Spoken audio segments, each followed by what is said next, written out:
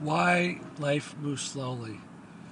There's a famous saying, don't quote me exactly because I'm just paraphrasing. It says, the wheels of justice move slowly.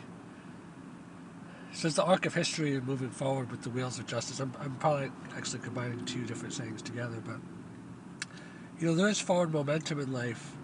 We are becoming more civilized as a species, but a lot of things are like 3 steps forward and 2 steps back. That's why you have to look at history in the long term to really see the progress. Because one time we had slavery in this country, at one time we had women couldn't vote. At one time, we had all kinds of other problems, and then throughout history, I mean, at one time, humankind didn't have fire. At one time, they didn't have agriculture. At one time, they didn't have industry. At one time, they didn't have the internet, and at one time, they didn't have Fortnite. So the wheels of life move slowly. A couple other things. One is that Joyce Meyer, she's a famous Christian preacher, and she said something which I really liked. She said a lot of life is just Monday to, and I'm paraphrasing her also, but she basically said close to this. She says a lot of life is just Monday, Tuesday, Wednesday. I'm saying it kind of like she says it because she has like kind of a nice intonation. She says a lot of life is like Monday, Tuesday, Wednesday, Thursday, Friday, Monday, Tuesday. That's what it is. Like success just comes from good habits, and good habits comes from repetition of good habits. They say that like practice doesn't make perfect. Perfect practice makes perfect because everybody's practicing, but a lot of people are practicing bad habits. That's why you have to be more nuanced. Like a lot of people say things that aren't true. That people say, "Oh, practice makes perfect." No, practice only reinforces what you're already doing. If what you're doing is wrong, it just makes it worse because you're just reinforcing bad habits.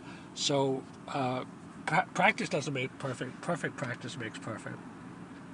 Another reason why life moves slowly is because it's competitive. Like life is efficient. Like there's a famous saying that um, if you took all the money in the world and you distributed it evenly, in not too short a period of time, it would go back into the same pockets from which it originated. I don't think it would go back into the exact same pockets because I think life is never the same twice. I think it would go into different pockets, but I don't think it would be even.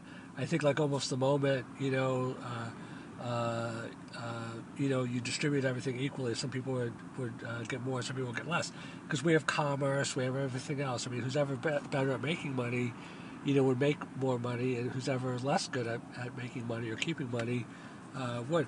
That's why it's like a money mentality. Like people that have a money mentality, they can lose all their money and then they can get it back. And some people have done that more than once. I mean, you could ask, well, why did they lose it all? So maybe their money mentality isn't as strong as it should be. That still being tested. But people that know how to make money and are confident of it, even if you took away all their money, they could probably reproduce it. Like Grant Cardone, he did that. He owns like I think it's about $2 billion of real estate. He was on that show Discovery, Undercover Billionaire, and basically it showed how.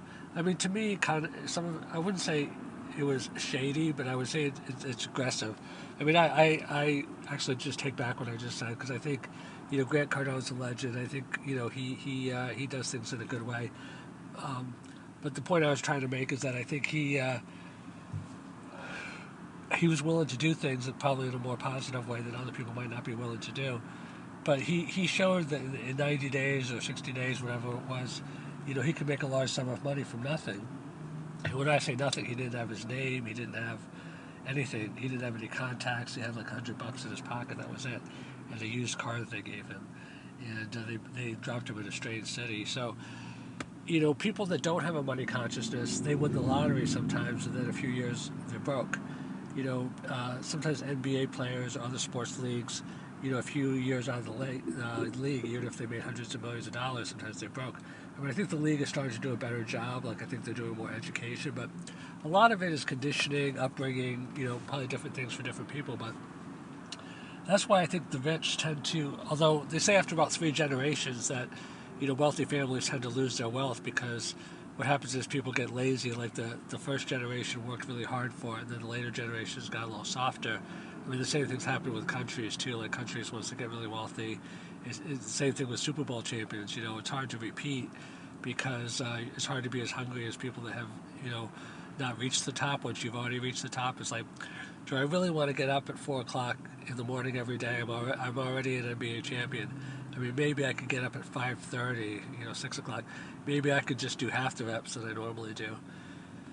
So people that don't have the money consciousness as strongly, they get the money, but they don't keep the money because there's a part of them that whatever doesn't really believe that they're rich people. They don't see themselves as rich people. They just at the time have money. And there's a big difference because we always go around to our level of identity. Like I think it was Tony Robbins. He always talks about always go back to our level of identity. I'm not sure if it was him or someone else, but they were telling the story of, a beggar, and the beggar was used to making. I'm just making this up because I don't remember the exact amount of money, but say like maybe $40 a day, and Tony Robbins just gave them like, I forget, like so let's say $35. And then they just stayed like another half an hour or however long it took to make the other $5. Once they were at $40, they just packed it in for the day because they were at their identity. I think that's true with most of us. Like some of us like work on a project for 2 days, that could have been done in 20 minutes because our identity is kind of like, well, it's going to be stretched out to this amount of time. That's why some people get more done in a week than other people get done in an hour. Like they say, never mistake activity for progress. Some people are running a marathon on the streets, and some people are running a marathon on a treadmill, meaning that they're very active and they're doing a lot of things, but they're not really getting anywhere. I mean, running on a treadmill is still good exercise, but you're not going to get a certificate for running a marathon on a treadmill. I don't believe so anyway. So, running a marathon on a treadmill is still good exercise. It's a lot better than just running a marathon in your own mind. Some people are legends in their own mind, and they've run a lot of marathons in their own mind. So the whole point of this is that life moves slowly. The wheels of justice move slowly, but the arc of history is moving forward. Life is very competitive. Life is efficient. You have to have, an evolved identity in order to have sustained success because people always revert, back to their identity. Even if they have a lot of money, if they don't see themselves as rich people, then eventually they lose it. And that's about it.